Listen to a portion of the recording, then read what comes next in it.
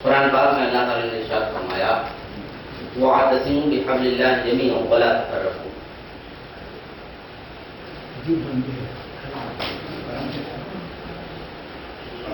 کہ اللہ کی رسی کو مضبوطی سے تھام لو اور آپس میں اختلاف نہ کرو. وَاذْكُرُوا نِعْمَتَ اللَّهِ عَلَيْكُمْ إِذْ كُنتُمْ أَعْدَاءً فَأَلَّفَ بَيْنَ قُلُوبِكُمْ فَأَصْبَحْتُمْ بِنِعْمَتِهِ إِخْوَانًا. اور یاد کرو اللہ تعالیٰ کی اس نعمت کو کہ اللہ تعالیٰ نے تم آپس میں دشمن تھے اور اللہ تعالیٰ نے اپنے کرم اور اپنے احسان سے تمہارے اندر اسلام کو داخل کیا اور تمہیں اس کی نسبت سے بھائی بھائی کر دیا. ایک زمانہ تھا جب پورا عرب جھگڑ رہا تھا، چھوٹے چھوٹے سے ٹکڑوں میں بٹا ہوا تھا. سب کو اپنی عظمت، اپنا وقار، اپنی قبیلے کی بڑائی، یہ تمام چیزیں تھیں اور آپس میں دشمنیاں تھیں. اسلام نے ان دشمنیوں کو ختم کیا اور سب کو آپس میں بھائی بھائی بنا دیا. یہ دشمنیاں کس بنیاد پر تھی؟ اس لیے کہ ہمارا دیوتا بڑا ہے، ہمارا قبیلہ بڑا ہے، ہماری سرداری بڑی ہے. یہ دشمنی کی بنیاد ہے کہ جس کا دیوتا بڑا ہے وہ قوم بڑی ہے. اسلام نے شروعات یہاں سے کی، اللہ اکبر، اللہ ہی سب سے بڑا ہے، باقی سب چھوٹے. یہ تسلیم کرایا لوگوں سے اور اتحاد کی بنیاد یہ قرار دی کہ وَاعْتَصِمُوا بِحَبْلِ اللَّهِ جَمِيعًا، کہ تمام لوگ مل کر اللہ کی رسی کو مضبوطی سے تھام لو. اتحاد اور اتفاق کا مرکز کیا ہے؟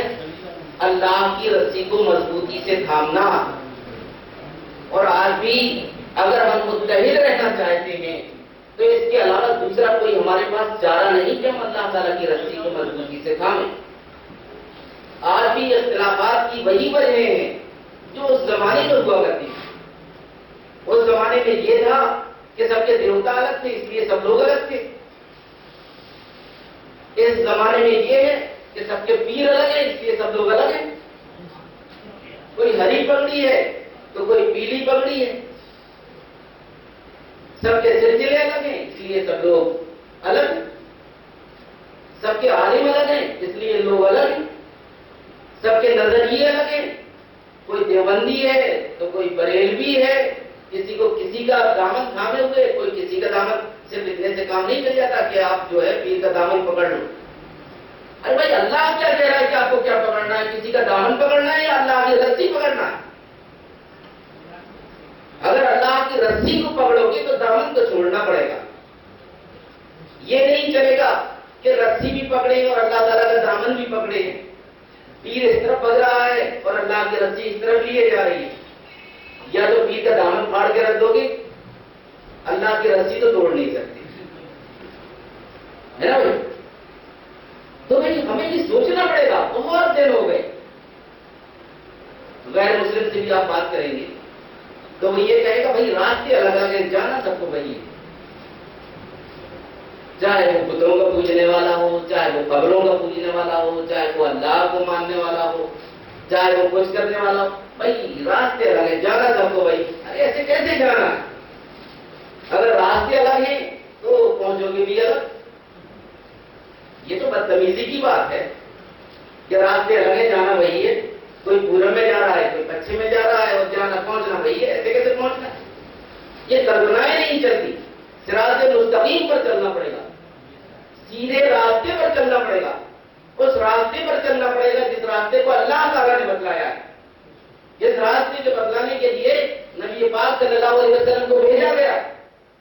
اگر اس سے ہٹے اور اس سے اعراض کیا تو ایسے ہی کہتے پھرو گے کہ راستے الگ الگ ہیں، جانا تو وہی ہے. کوئی قوالیوں میں مست ہے، کوئی نعتوں میں مست ہے، کوئی فاتحوں میں مست ہے، کوئی دیگوں میں مست ہے. راستے الگ الگ ہیں، جانا وہی ہے. نہیں بھائی، جس کا دامن پکڑو گے پہنچو گے اس کے پیچھے ہی پیچھے. اگر وہ دوزخ میں جائے گا تو تم دوزخ میں جاؤ گے. اور اتحاد تو ہو ہی نہیں پائے گا. اتحاد ہو ہی نہیں پائے گا اگر اللہ کی رسی کو مضبوطی سے نہ تھاما. میں بھی بہت سے ساتھیوں نے کچھ سوال کیے. ہم نے ان سے صرف یہی دریافت کیا کیا قرآن پاک میں آپ نے ایسا دیکھا؟ نہیں تھا، نہیں ملا. حدیث میں دیکھا؟ نہیں ملا.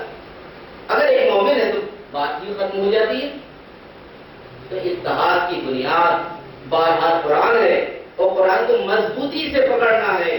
جس وقت کلمہ پڑھتے ہیں لا الہ الا اللہ محمد رسول اللہ، اس چیز کا ہم اقرار کر لیتے ہیں کہ اب اللہ کے علاوہ کوئی الہ نہیں، کوئی پوج نہیں، کسی کے آگے جھکیں گے نہیں، کسی کے ہمارے اوپر چلے گی نہیں، کسی کی کسی بھی بات کو ہم تسلیم نہیں کریں گے.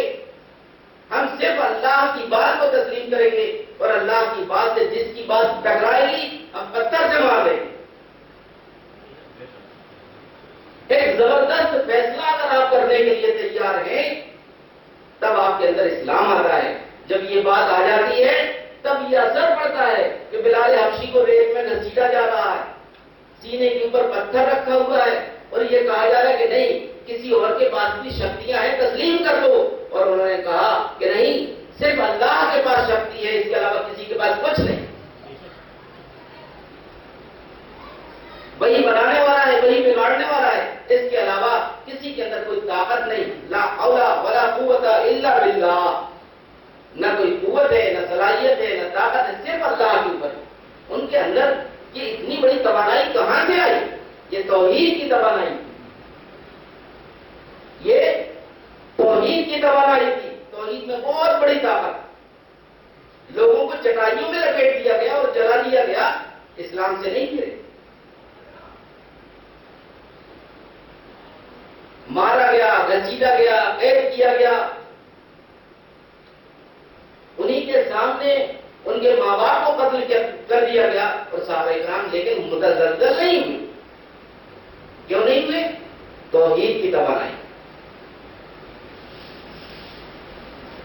جب اللہ تعالیٰ کا ہم نے ساتھ پکڑ لیا، اللہ کا قانون پکڑ لیا. اسلام میں سمجھوتا وار نہیں ہے کہ آپ سمجھوتے کر کے چلو. سمجھوتے کے لیے تو نبی پاک صلی اللہ علیہ وسلم کے پاس بھی لوگ آئے تھے کہ آپ کچھ دن بتوں کی پرستش کر لیا کریں، کچھ دن ہم اللہ تعالیٰ کی عبادت کر لیا کریں گے، بھائی ساتھ میں چلتے رہیں، وواد نہ ہو. اللہ تعالیٰ نے قرآن پاک میں فرمایا قل یا ایھا الکافرون لا اعبد ما تعبدون ولا انتم عابدون ما اعبد ولا انا عابد ما عبدتم ولا انتم عابدون ما اعبد لکم دینکم ولی دین. کہ جنہیں تم پوچھتے ہو اس کی عبادت ہم کرنے والے نہیں، اور ہم جس کی عبادت کرتے ہیں ان کی عبادت اس کی عبادت تو تم لوگ کر ہی نہیں سکتے، اور جس کی عبادت تم کرتے ہو ہم ہرگز اس کی عبادت کرنے والے نہیں. کیا ہے جی؟ تمہارے لیے تمہارا دین ہے، ہمارے لیے ہمارا طریقہ ہے. میل تو ہے ہی نہیں. اگر ہے تو خالص توحید، اور اگر خالص توحید نہیں تو اس اللہ کی کوئی عبادت نہیں کر سکتا. بھلے ہی مسلمانوں کے گھر میں پیدا ہو جائے، بڑے ہی پڑھ لکھ کر مولوی بن جائے، اگر شرک کا شائبہ اس کے ذہن میں ہے تو اس کی عبادت کے اندر آئے گا. کہیں نہ ملے گا، نماز میں نہیں ملے گا، قرآن میں نہیں ملے گا. دعا تو ہمارے ہاتھ میں ہے، اس میں بھی ہم واسطہ اور وسیلہ لگا کر کسی نہ کسی کو گھسیڑ لیں گے. اللہ تعالیٰ اگر مشرکانہ ذہنیت ہے تو کچھ بھی ہو جائے یہ شرک کا شائبہ اس کے اندر سے نہیں جا سکتا. چاہے وہ فاتحہ میں الجھا رہے، چاہے وہ قبروں میں الجھا رہے، وہ سمجھائیں گے تو کم سے کم واسطے اور وسیلے میں الجھ جائے گا کہ ان کے واسطے سے، ان کے وسیلے سے. لیکن اللہ تعالیٰ نے جو ایک پہچان بنائی تھی، لا نعبد الا لیقربونا الی اللہ زلفیٰ، ہم تو ان کو اس لیے پکارتے ہیں کہ ہماری بات اللہ سے قریب کر دے. آج بھی کافر وہی کہتا ہے، اور آج کا مولوی بھی جو دعا کرتا ہے وہ بھی یہی کہتا ہے کہ ہم نے اس لیے واسطہ لگا دیا ہے کہ اللہ ہماری ڈائریکٹ بات نہ سنے گا، تھوڑا سا پریشر پڑ جائے. وہی تھوڑا سا پریشر، کسی کے اندر اتنا پریشر، کسی کے اندر اتنا پریشر، کسی کے اندر اتنا پریشر، کسی کے اندر پورے 36 کروڑ دیوتا آ گئے پریشر کے لیے. جس کی جتنی حیثیت اتنا شرک. تو بھائی کو مضبوطی سے کہا توحید کے معاملے میں بالکل مضبوط ہونا پڑے گا آپ کو. کہیں کوئی لچر معاملہ نہیں. اسی طریقے سے رسالت کے معاملے میں کوئی لچر معاملہ نہیں ہونا چاہیے.